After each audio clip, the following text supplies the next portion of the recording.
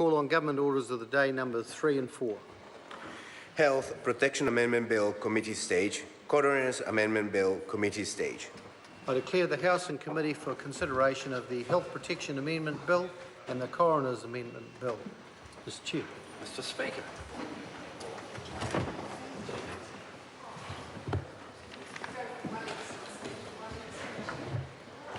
The House is in committee on the Health Protection Amendment Bill and the Coroner's Amendment Bill.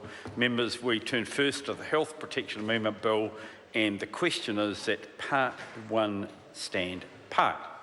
Mr. Speaker. The Mr. Honourable Annette King. Thank you very much, Mr. Chairman. This bill has two main parts to it. The first part deals with infectious diseases. The second part deals with sunbeds, and obviously the one part of it is more important in terms of the debate for the Labor Party than the other. I want to say to the Minister in the chair that Labor will vote for the bill, but we do have a supplementary order paper that I have had tabled for quite some time, Minister, and I would hope that perhaps the Minister may have taken time to read it.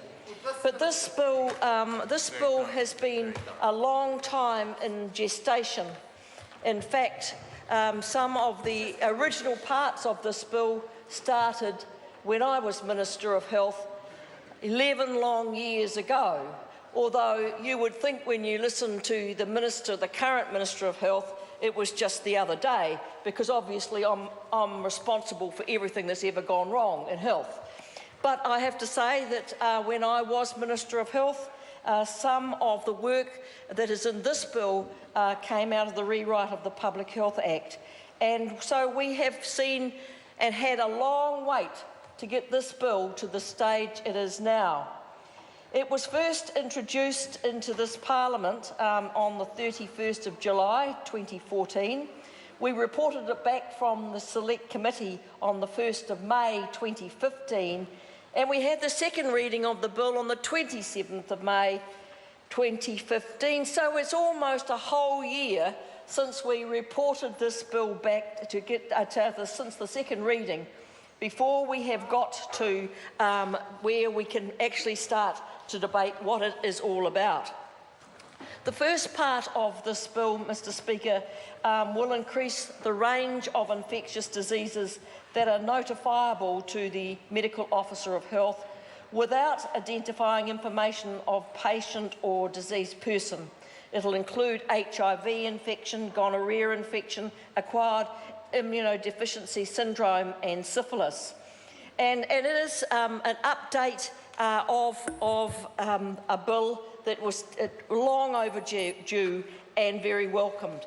We had a large number of submissions on the bill, very, very good submissions in my view, and we had them from the most preeminent organisations in New Zealand, whether they were from district health boards, whether they were from sexual health organisations, medical associations and so on.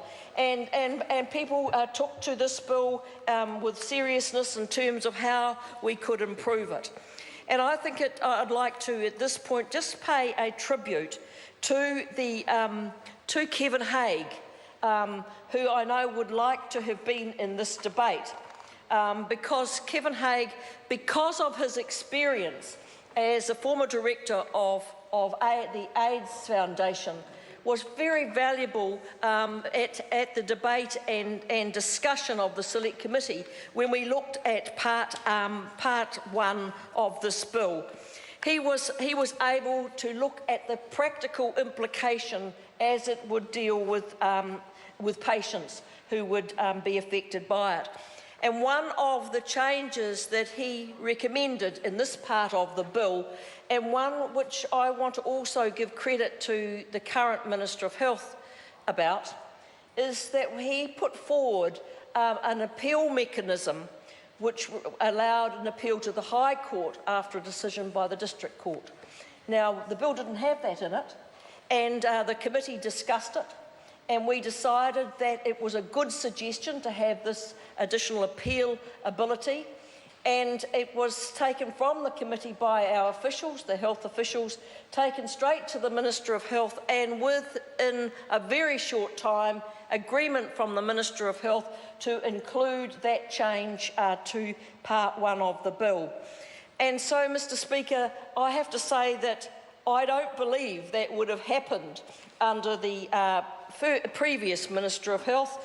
We probably would have waited a long time and he would have said no. But this Minister, perhaps because of his understanding also as a medical doctor, could see that this was a very good change indeed.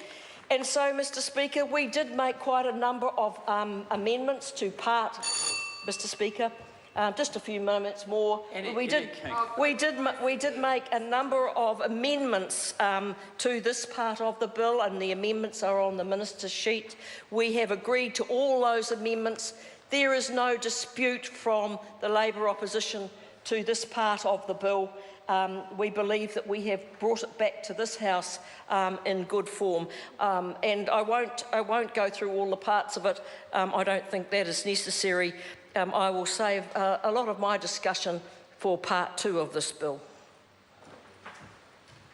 The question is that the Minister's amendments to Part 1 set out on SOP 127 are agreed to. Those of that opinion will say aye. The contrary opinion will say no. The ayes have it. The question now is that Part 1 as amended stand part. Those of that opinion will say aye. Contrary opinion will say no. The ayes have it. Members, we now turn to Part 2 of the bill, including the Honourable Annette King's